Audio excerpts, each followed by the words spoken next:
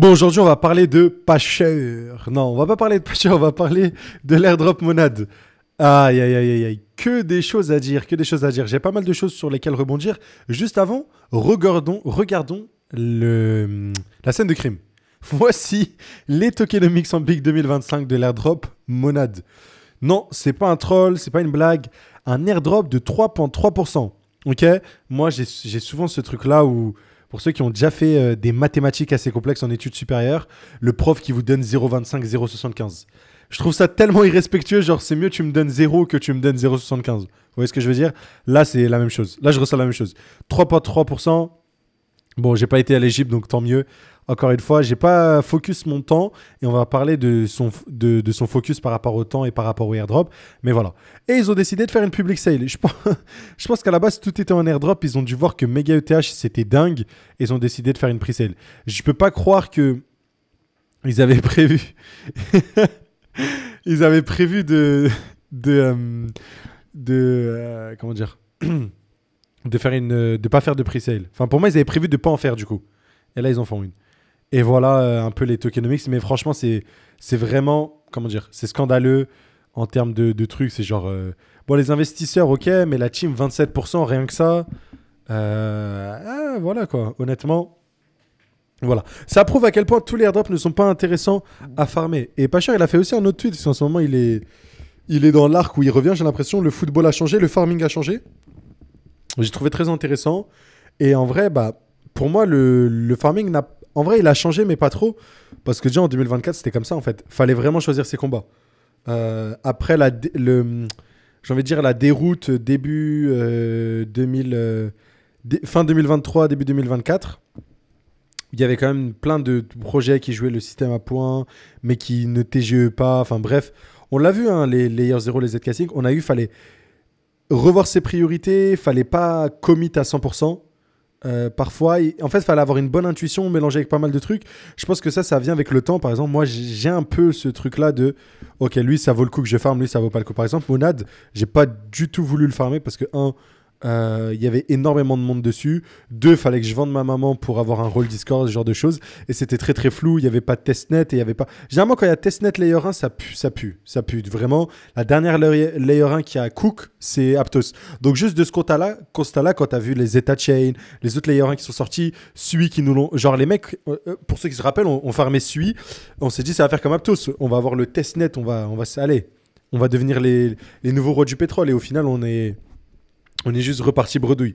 Donc après tout ça, en fait, au fur et à mesure, ça s'accumule et après, tu commences à capter le truc. Donc des trucs comme Monad, bah, tu vas pas trop calculer. En tout cas, moi, il y a une chose dans le tweet qui est ultra, ultra intéressante selon moi. C'est juste que votre edge réside dans votre capacité à vous positionner différemment que les autres sur un protocole. C'est intéressant de farmer un protocole, peut-être que j'en parle, mais c'est intéressant si vous arrivez à le farmer avec votre propre edge. Moi, mon edge, il peut arriver de plusieurs manières. Mon edge, ça peut être de le farmer en faisant un site de funding, par exemple. Mais avant, mon edge, quand j'avais pas ce site de funding, c'était autre chose. Être early en traquant les VC. Ça peut être avoir une stratégie. Je pense dans les gens dans le Discord qui avaient la stratégie des options sur Paradex qui ont raflé énormément d'XP pour presque rien du tout. Et là, les XP, vous pouvez les matérialiser si vous regardez le OTC. Le mec, il a dû aller cramer $300 à tout péter. Il a l'équivalent de 20 000 dollars en XP ou un truc comme ça. Ou, bon, j'abuse un peu, je crois, de 10 000 dollars. Mais bon, vraiment, ça booste un wallet et c'est une possibilité. Donc, il y a vraiment tout ça à prendre en compte. Mais je pense que ça fait quand même déjà un moment. Mais c'est plus. Genre, le seul truc où c'était facile et tout, c'était Arbitrum. Depuis Arbitrum, ça serait vraiment rendu compétitif. Et après, tous les projets ont utilisé cet outil de marketing. Mais nous, on le sait, pour ceux qui ont farmé des airdrops avant, on le sait très bien.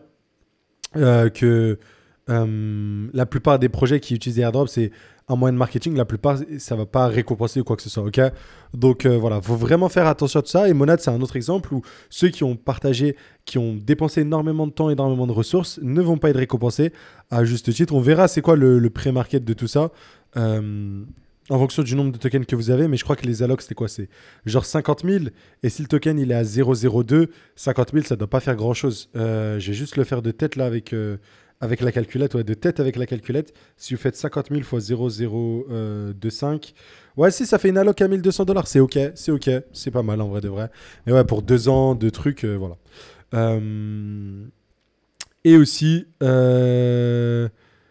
La plupart, ouais, les airdrops, vous pouvez très vite vous sortir du lot. Je sais qu'avec les prediction market, il y a beaucoup d'inefficience. Farmer les funding, il y a beaucoup d'inefficience. Il y en a toujours, hein, en vrai de vrai. La plupart des gens juste farment le volume et spamment le volume. Il y en a qui vont farmer les options et tout, mais la plupart vont juste cramer des fees. Donc, ouais, il y a vraiment des edges à récupérer de partout. En tout cas, c'était très intéressant ce qu'il a fait Bachar.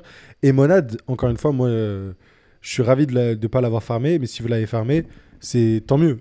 Ouais, je pense que, entre guillemets, ça vous servira de leçon, quoi.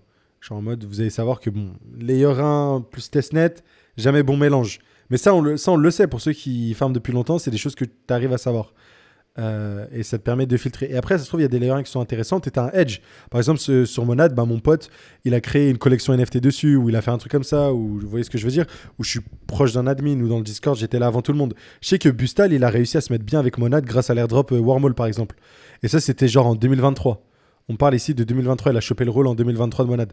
Donc il y en a, ça fait longtemps qu'il farme, mais tu vois, il a chopé son rôle. Là où c'était facile, c'était ça, son edge.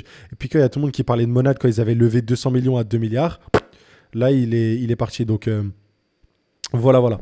C'est tout ça que je voulais raconter un peu dans cette vidéo où il faut savoir filtrer le airdrop. Il faut donc avoir entre guillemets, la bonne intuition. Il faut donc avoir la bonne intuition. Il faut aussi avoir son propre edge parce qu'il ne faut pas farmer comme avant, comme un débile. Et si tu farmes comme un débile, en gros, tu remplis nos poches, par exemple.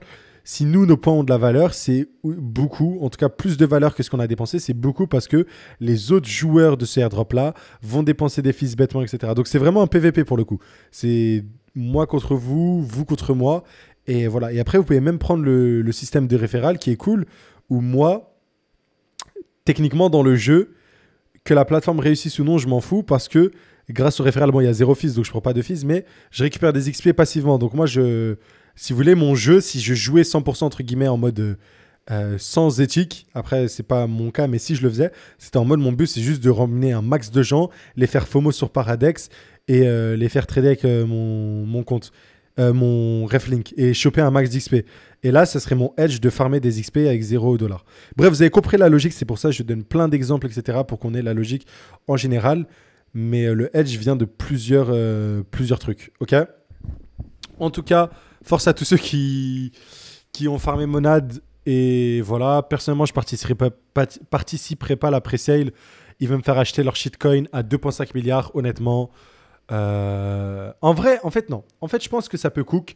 Quand je vois Mega ETH à l'heure actuelle, Mega ETH qui n'est pas une layer 1, est quand même très très bien valorisé. Alors, qu'est-ce qui empêche un truc comme Monad d'être aussi bien valorisé?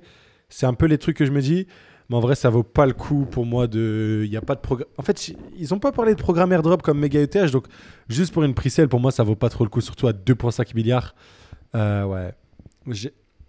Honnêtement, tous les lancements de Layer 1, Layer 2, je suis pas bullish en fait. Tellement le marché est mort, en tout cas en termes de nouveaux utilisateurs, c'est difficile de les acquérir. Il faut vraiment...